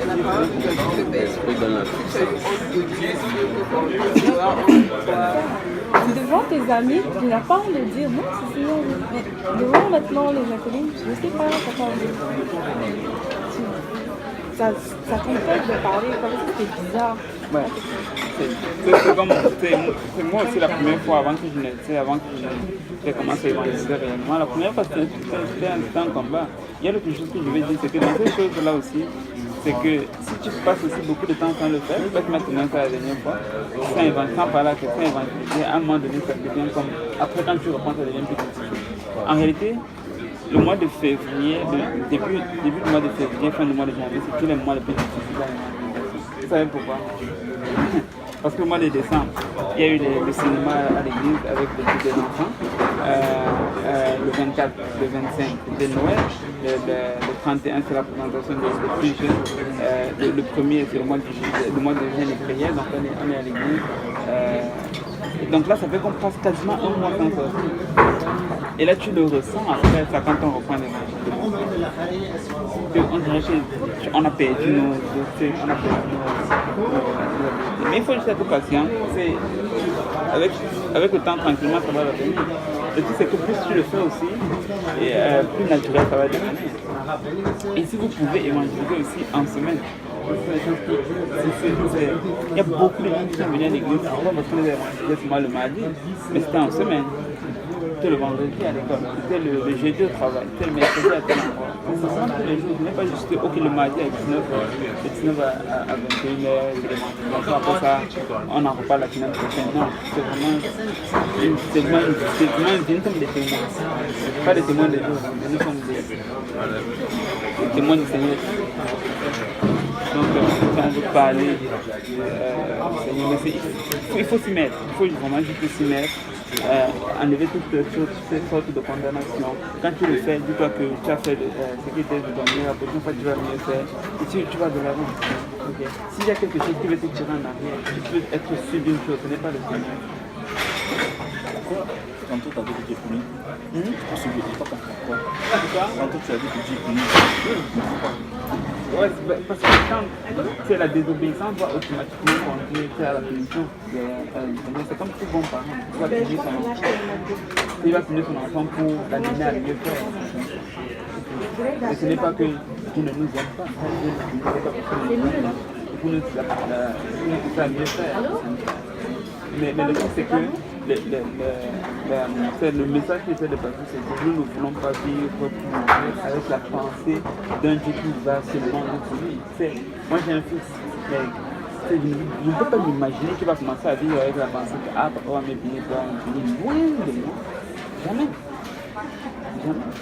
Donc ce n'est définitivement pas qu'on a la tête de notre Dieu. Il attend à la première erreur qu'on va faire pour juste nous souffler, pour juste nous punir. Non.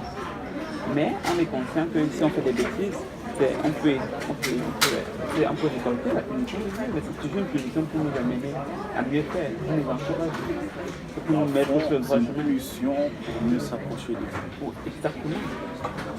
Mais c'est tous les exemples que tu prends. Et je te dis, les enfants de 11 mois comprennent ça mieux que nous qui avons été à l'école.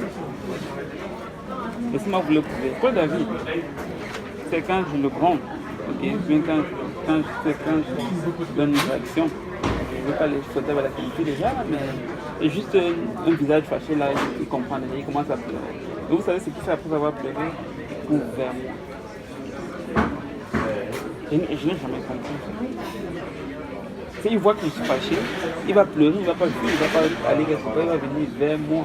Il va venir tendre ses mains pour que je le fasse. Qu'est-ce que tu vas faire devant toi? Tu vas l'écouter? On va le prendre dans tes bras. Et je pense que notre Dieu fait la même chose. Donc il nous corrige, ce n'est pas parce qu'il veut qu'on s'éloigne de lui, ou bien qu'on coupe les ponts, mais au contraire, c'est parce qu'il veut qu'on se rapproche de lui. Si nous pouvons juste être comme les bébés. Des fois. Amen. Et si on lisait Jean 14, on a déjà lu Jean 14, donc le Saint-Esprit nous enseigne. Ok? C'est bon, tu as une question? Non? Vas-y. Quand lorsque j'étais en train de parler, j'ai ressenti c'est comme quand elle était venue, elle m'a dit ça, comme elle avait des problèmes concernant l'évangélisation. Quand elle a dit ça, directement je me suis mise à essayer de la réconforter comme non, c'est que ta tata, ce n'est pas de Dieu, il ne faut pas te condamner. Et directement Dieu me parlait parce que moi-même, quand j'arrive pas à faire quelque chose, il y a cette voix que j'arrive à me dire, je me condamne. Et Dieu me disait, c'est comme, regarde, toi en tant qu'être humain, tu commets des péchés, tu n'es pas parfaite. Tu arrives à essayer de relever ta sœur lorsqu'elle est down. Alors pourquoi pensez-vous que moi, en tant que Dieu le Saint, je vais vous condamner dans votre faiblesse? C'est comme quand tu es dans la faiblesse et que le diable connaît la parole de Dieu. Ce n'est pas un hasard qu'au moment où tu n'arrives pas et que ces versets viennent appuyer pour que, je te dis ça fait en sorte que ce que tu veux faire, en fait, tu n'arrives pas à le faire. Mais c'est comme Marie et Marthe, Marie avait pris la bonne part. Si vraiment, au lieu de voir ce que Dieu veut que tu fasses, le fardeau de Dieu n'est pas lourd. Si tu te mets vraiment maintenant avec la pensée d'une religieuse, oh je dois faire ça, par crainte et non parce que quand tu aimes, tu le fais juste parce que tu veux qu'on reconnaisse Dieu que tu veux juste le faire. Choisis la part que Marie a pris. Tu vas le faire. Waouh! On a juste ouvert deux boîtes. Ça avait la place pour deux autres boîtes. C'est quelle religion tu es? Ils sont pentecôtistes. Pentecôtistes. J'aimerais t'en parler. Pentecôtiste, ça vient de Pentecôte. C'est comme pour dire qu'on veut retourner à l'église comme qu'elle était le jour de la Pentecôte, à l'église primitive. Comme le christianisme? Oui, une comme chrétienne. Ouais. Je vais m'entendre parler sur ça. Ok. Ben, peut-être tout à l'heure, je pourrais te donner un peu de détails. Super. Alors, troisième boîte, 1 Corinthiens, Romains 8, verset 11. Le Saint-Esprit nous donne l'immortalité.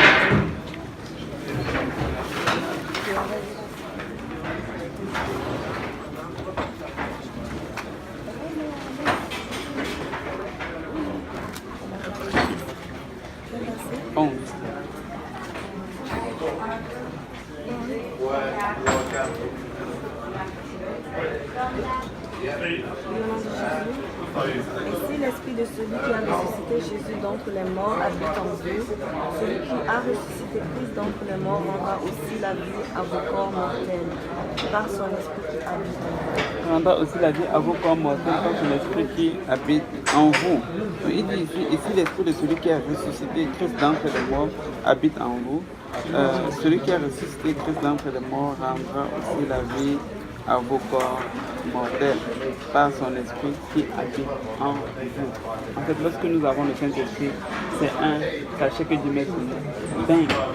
Ben, le jour où je vais venir, je vais te prendre avec moi pour que tu vives éternellement.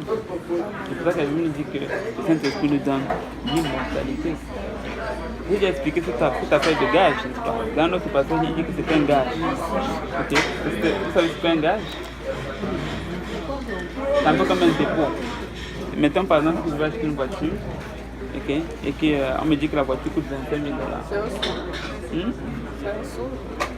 Oui. Mettre un sou. Oui. C'est comme un cachet comme pour dire tiens, ça m'appartient. Okay, que tu mets sur nous. Alors, un autre passage qui dit que c'est un gage aussi. Okay? Donc, c'est comme un dépôt que Dieu met. C'est pour ça que l'apôtre Paul dit à Timothée de garder le dépôt. Donc, c'est un dépôt que Dieu met en nous et pour le jour de la rédemption. Un cachet que Dieu met sur nous pour le jour de la rédemption. Un peu comme il dit, un peu comme si aujourd'hui tu vas acheter une voiture, tu vas mettre tu fais un dépôt. La voiture coûte 25 000 $, tu vais déposer 1 000 $. Okay. Et vu que tu as déposé 1 000 $, ça empêche au vendeur de vendre la voiture à quelqu'un d'autre. Quand nous recevons le Saint-Esprit, Dieu vient, il met son gage sur nous. Cela ne veut pas dire que une fois qu'on est sauvé pour toujours. Ça met dans ce cas. Okay. Mais au moins, ça signifie que nous appartenons à Dieu. Oui. Quand vous avez dit que Paul avait à Timothée de garder le dépôt. Parce qu'il peut le perdre. Oui. Ah, ok. On voit la prochaine. D'accord. Ouais, c'est ce que tu peux le perdre. Tu veux, tu peux le perdre. Donc le Saint-Esprit nous donne l'immortalité. Et ça me réjouit. Mais en même temps, ça me fait peur pour ceux qui ne l'ont pas. Ou bien pour ceux qui le minimisent. Oui. Parce qu'il dit que ce Saint-Esprit va aussi donner la vie à vos corps mortels. Que donne la mort alors? Justement. Non, pas dans ce sens. Dans le sens que si tu ne l'as pas, mais comment est-ce que tu vas avoir la vie éternelle? J'ai une question. Est-ce que si on doit prier, parce que moi j'ai compris que la prière en fait c'est surtout pour nous, le Seigneur nous conseille de prier plus pour nous, pour que l'esprit domine sur la chair. Et maintenant le truc c'est que si l'esprit domine sur la chair, ben en fait pour moi l'esprit c'est comme un réservoir. Et pour que quand le Seigneur va nous bénir, qu'on soit sauvé, il faut que ce soit rempli, il faut qu'on soit plein de Saint-Esprit pour pouvoir monter. Et qu'est-ce que c'est? Tu peux le voir comme ça, mais le piège encore, c'est la même chose. C'est que tu vas te dire, ah peut-être mon réservoir n'est pas assez rempli, peut-être quand le Seigneur va venir, est-ce que je vais partir? C'est ça l'autre piège que, connaissant les circonstances, j'ai jamais été dit oui, mais en même temps j'ai dit non. Parce que je ne veux pas que tu ailles prendre ça, que tu commences à te condamner avec.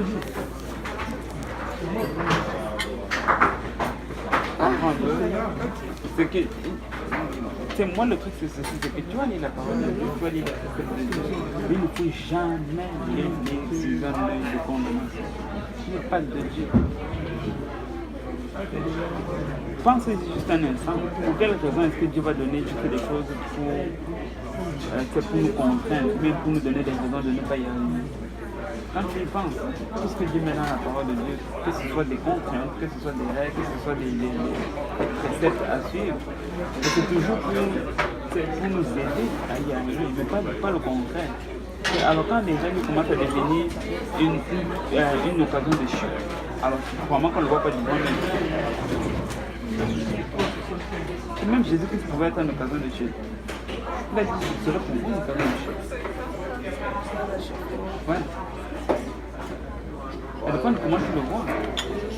C'est le même Jésus qui a sauvé plusieurs, pour d'autres c'était une occasion de chute. C'est dans les mêmes règles en fait, que Dieu met pour nous aider. Si ça peut détruire d'autres personnes, juste parce qu'ils ne le voient pas de la bonne façon. Et donc c'est un peu cela. Donc le Saint-Esprit nous donne l'immortalité. On va avancer.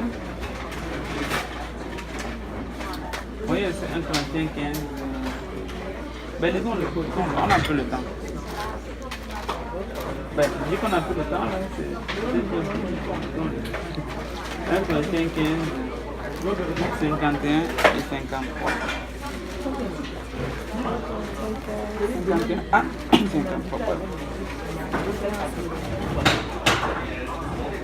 53.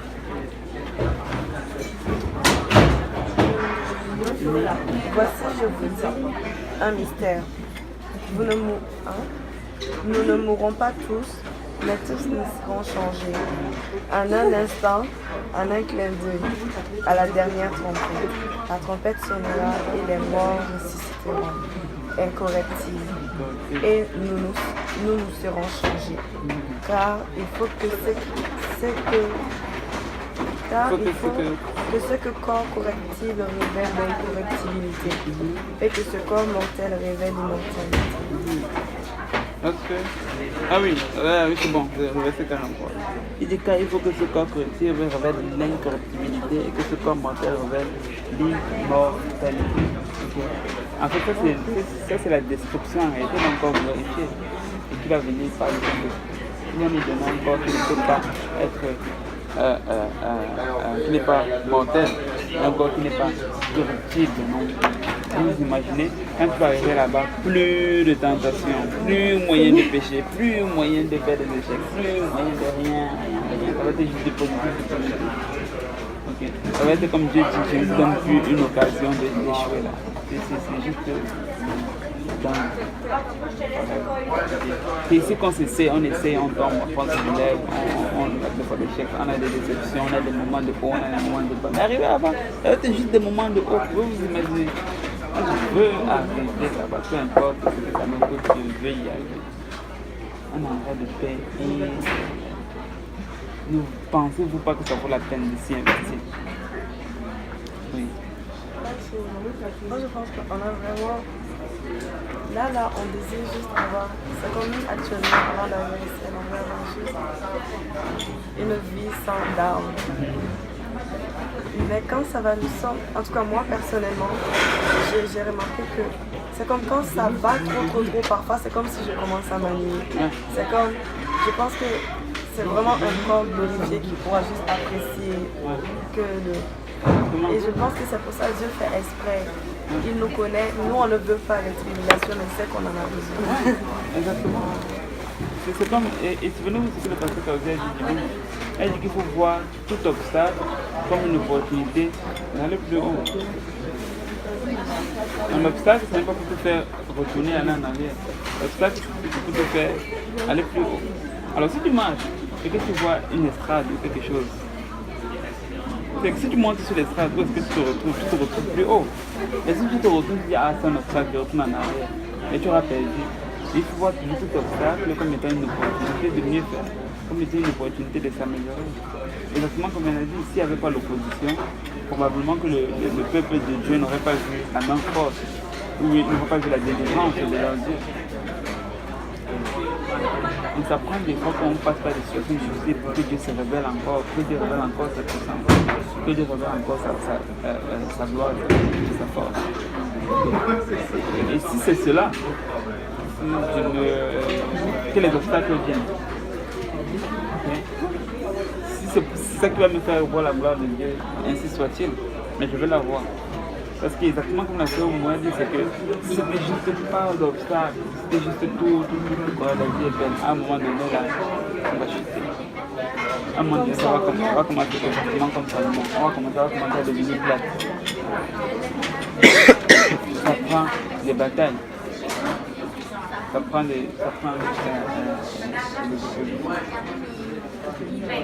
donc le Saint-Esprit nous donne l'immortalité. Troisième boîte. Quatrième boîte. Bon, là on est à la quatrième boîte. 4. On est à la quatrième boîte. Il m'en reste juste 2. Qui transmet l'amour de Dieu. Romains 5:5.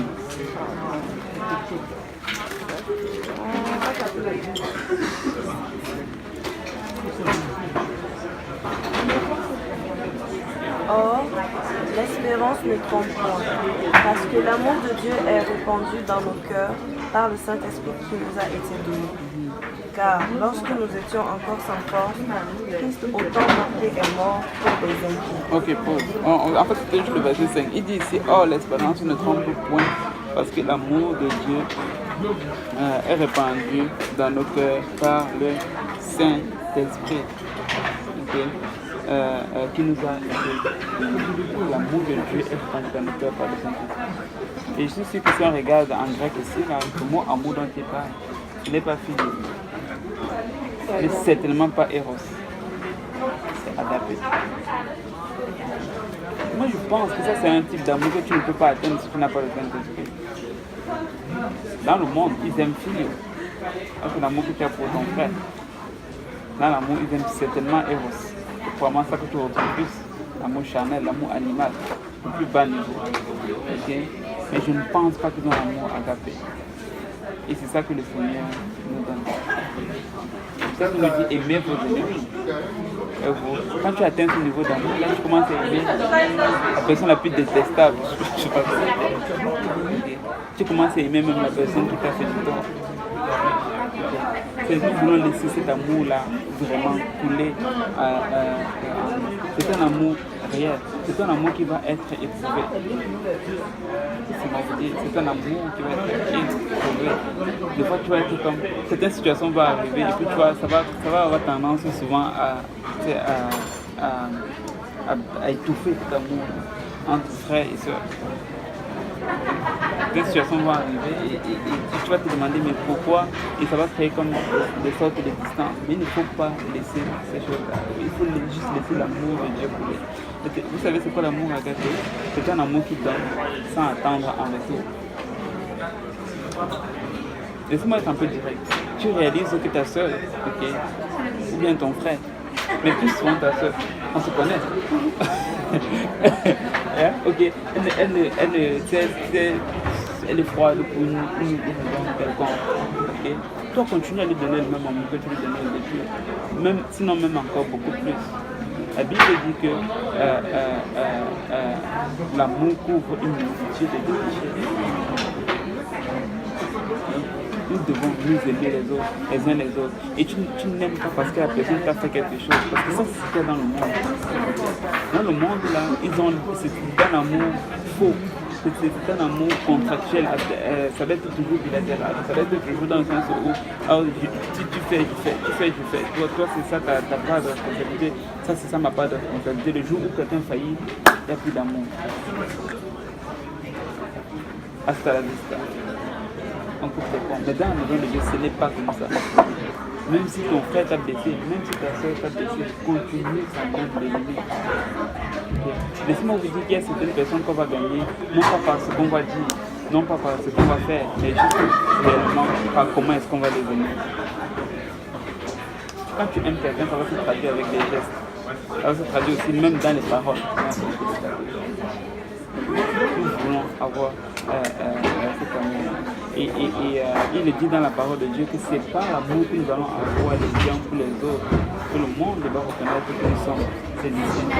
Que Dieu nous garde de ce que quelqu'un vienne de l'extérieur et qu'il se rende compte qu'il n'y a pas d'amour dans la maison de Dieu. Non. Quelqu'un de l'extérieur peut dire qu'il n'y a pas d'amour dans la maison de Dieu, mais nous, on ne peut pas se dire cela. Et comme il dit, le pasteur Saoudi dit toujours ceci, si tu remarques qu'il n'y a pas d'amour dans la maison de Dieu, c'est probablement parce que tu n'as pas semé. Ouais.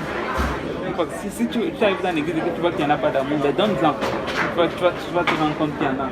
Si j'ouvre le frigo et je vois qu'il n'y a pas de yaourt, devinez ce que je vais faire. Je vais aller à Maxi, je vais acheter le yaourt et je vais mettre au frigo. Et la prochaine fois que je vais ouvrir le frigo, il y aura des yaourts.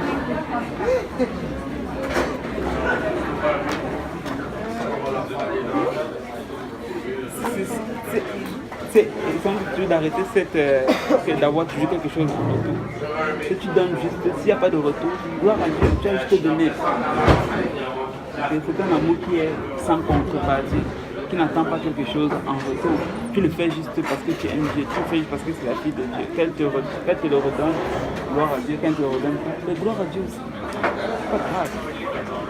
Okay? Mais toi que ta conscience soit pure, c'est que tu es vraiment fait tout ce qui l'amour, c'est même une faiblesse.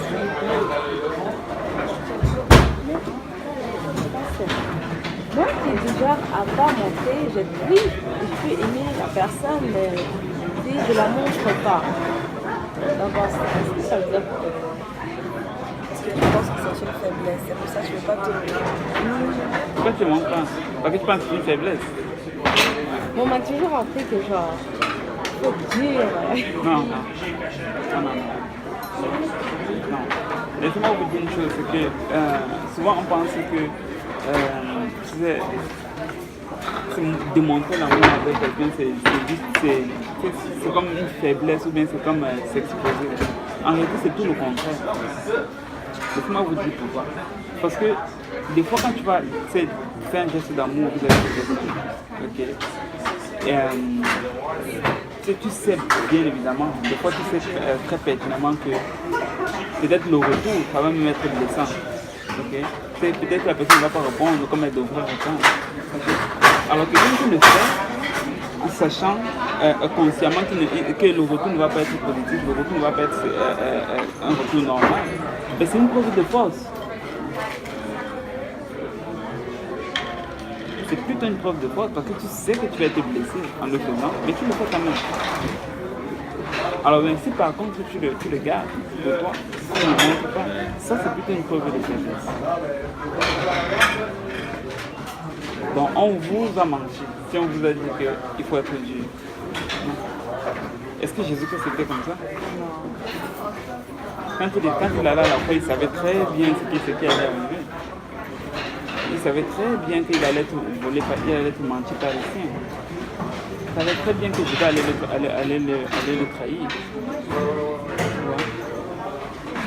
Et même lorsqu'il a démontré cet amour envers nous, il savait très bien qui on était. La Bible dit que Dieu prouve en ceci son amour, en ce que lorsque nous étions encore pécheurs, Christ est mort pour nous. Il dit que c'est comme ça qu'il prouve son amour. C'est qu'il il est mort pour nous alors qu'on était encore pécheurs. C'est comme si c'est vraiment c'est cette dimension-là quand je vais arriver. Il faut baisser les gars. Il faut avoir peur de s'aimer juste et pas juste en parole, mais vraiment dans les gestes, dans la façon de parler, même dans notre tête. En réalité, il faut que ça commence là. Il faut que ça commence à la tête. Il faut juste aimer les gens. Il faut juste aimer les gens, peu importe la personne, il faut juste aimer. Je vous avais raconté cette histoire, c'était que nous sommes des êtres humains et on est tous responsables, moi y compris. Okay? Et un jour, je ne sais pas ce qui s'était passé, mais il y a quelqu'un qui a fait quelque chose qui m'a un peu froissé. Pourquoi? Et mais je suis rentré chez moi avec elle, je me suis dit, ok, c'est là, c'est pas grave, je vais le laisser passer. Et, je suis qu'avec le temps, je vais m'y remettre, comme ça, et puis bon, là, mais que Dieu avait fait quelque chose quelque chose de particulier ce jour. C'est que je pense que quelques jours après que ça soit arrivé, okay, j'ai revu la même personne à l'église. Et en fait, la personne était juste en train d'adorer. Et la personne était en train d'adorer Dieu vraiment sincèrement. Et je ne sais pas ce qui s'est passé, mais avant que l'adoration, en fait avant qu'on arrive à l'église, j'avais encore ça à l'intérieur de moi, j'avais encore cette douleur. Parce que je ne comprenais pas pourquoi ce qui est arrivé. Alors puis j'arrive à l'église et puis je vois cette personne-là justement adorer. Et je vous dis, je ne peux pas l'expliquer. Mais juste le fait que j'ai vu cette personne adorer le Seigneur, ce qui est à l'intérieur là, c'est juste parti comme ça. Et puis je recommençais à aimer cette personne. Et on dirait qu'il y a quelque chose qui soufflait dans mes oreilles. Et je pense que le Seigneur qui est en train de me dire, regarde cette personne, elle est en train d'adorer, elle est en train d'aller au ciel. Tout ce qui compte. Gardez-vous bien cela en tête, c'est que nous allions juste au ciel. C'est juste ça le problème. Juste quand j'ai vu cette personne-là, il était encore sur le bon chemin, apprendre de persévérer dans la voie du Seigneur. Ça m'a juste réjoui. Moi, c'était tout ce qui était le plus important pour moi. Okay. Je voulais juste voir cette personne adopter.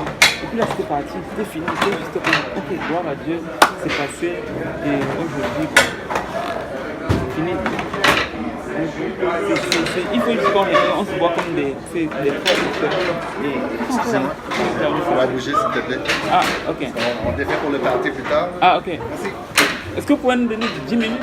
Alors? Dans 10 minutes, on a fini? Oui, ok. Merci. Et donc c'est ça. Donc on veut démontrer notre amour. Amen. On va passer à la prochaine boîte. Le Saint-Esprit nous donne la justice, la paix et la joie. Romains 14, verset 17.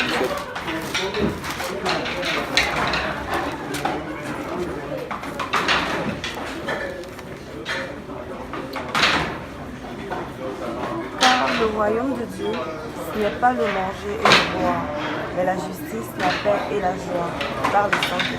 La justice, la paix et la joie par le Saint-Esprit. Le Saint-Esprit nous donne la justice, la paix et la joie dans le Saint-Esprit. Quand on parle de quelqu'un qui est justice, on ne veut pas la justice de l'homme, on veut la justice de Dieu. Et Dieu nous donne cette justice. Pourquoi qu'on oublie que la Dieu est juste. Okay. Et dans toutes circonstances, dans toutes situations, il va se lever par sa justice. Lorsque même les hommes se lèvent contre nous, lui il va se lever pour que la justice rayonne. Il va toujours se lever pour ses enfants. Et le royaume de Dieu, ce sont ces choses. Et quand il dit le royaume de Dieu, Jésus, qu'est-ce qu'il était sur terre? Il disait que le royaume de Dieu est arrivé parmi vous. Si ce n'était pas Jésus, qu'est-ce qu'il disait? C'était Jean-Baptiste. Okay. Donc, quand on parle du royaume de Dieu, il dit le royaume de Dieu est proche. Jean-Baptiste. Ouais. Donc, c'est que ce n'est pas juste quelque chose qui. On ne peut pas juste voir juste comme quelque chose qui va arriver dans le délire. Et nous, ici, dans notre vie, on est en train de.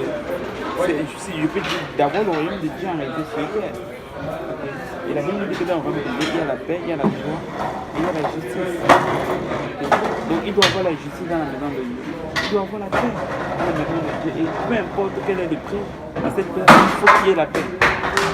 Parce qu'on ne peut rien bâtir ensemble s'il n'y a pas la paix. Alors si ça prend que je laisse si j'abandonne quelque chose, que je sors de ma zone de confort, que je sacrifie quelque chose, je vais le sacrifier, mais il faut qu'il y ait la paix. Il n'y a pas de regret en arrière. Hein? Il n'y a pas de regret. Genre, tu laisses quelque chose, mais tu regrettes.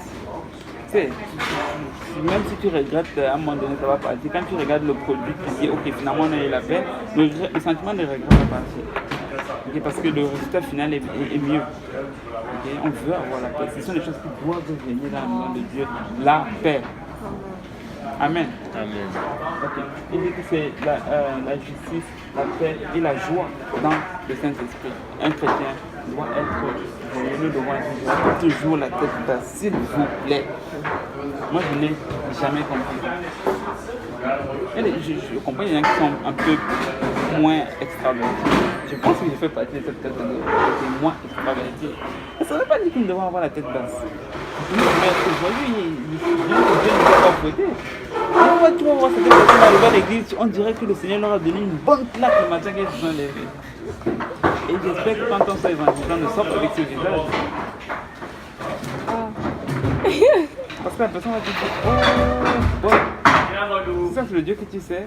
J'ai l'impression que tu frappes tous les jours. Moi ce n'est certainement pas ce Dieu que je veux. Nous devons démontrer la chose. En fait, je dirais pas plutôt de cette façon. Lorsque nous avons réellement le Saint-Esprit, la joie va juste venir tout seul. Cette joie-là, une joie qui se passe, une paix qui se passe intelligente. C'est au-dessus même de nos circonstances. Une joie, une paix qui ne dépend pas de nos circonstances. C'est bien au-delà de cela. Amen. Amen. On va voir le dernier point. La puissance.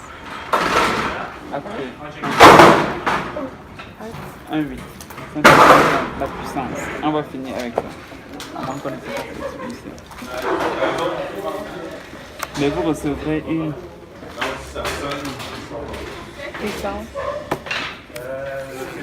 Mais vous recevrez une puissance, le Saint-Esprit survenant sur vous, et vous serez mes témoins à Jérusalem, dans toute la Judée, dans la Samarie et jusqu'à l'extrémité de la terre. Et jusqu'à l'extrémité de la terre. Et dit, vous serez mes témoins à Jérusalem, dans la Judée, en Samarie, jusqu'à l'extrémité de la terre. Il fait qu'à Christ, le territoire.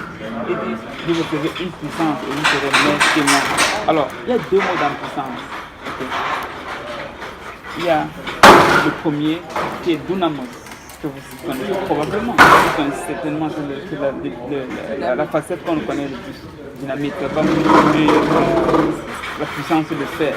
Okay. Ça, c'est la puissance de l'évangélisme. Ils vont donner la puissance de parler. Qui a parlé de parler. Quand ils vont donner la puissance de faire des choses qu'on ne peut pas faire naturellement. Ça, c'est Dunamos.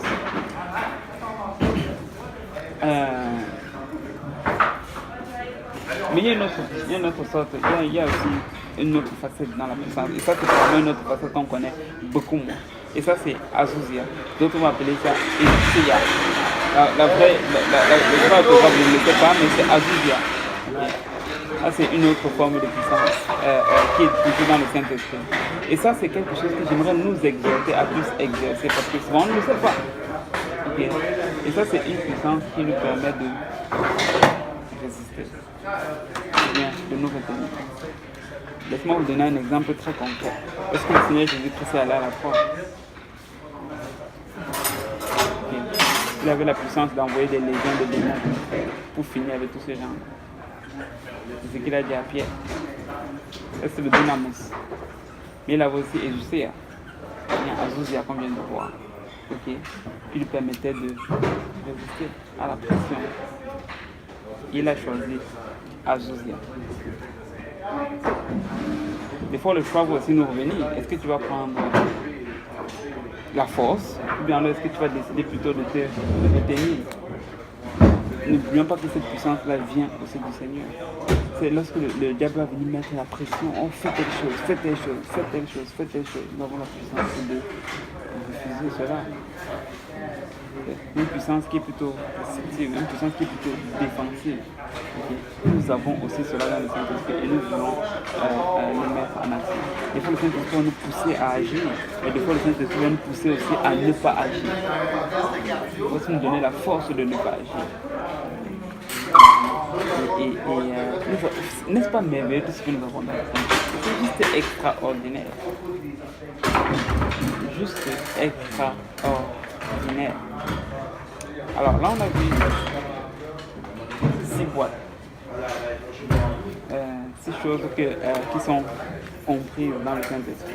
Et si vous pensez que c'est fini, vous vous trompez royalement. Parce que la semaine prochaine, on va continuer. Ok, il y a d'autres. Ne tourne pas cette page.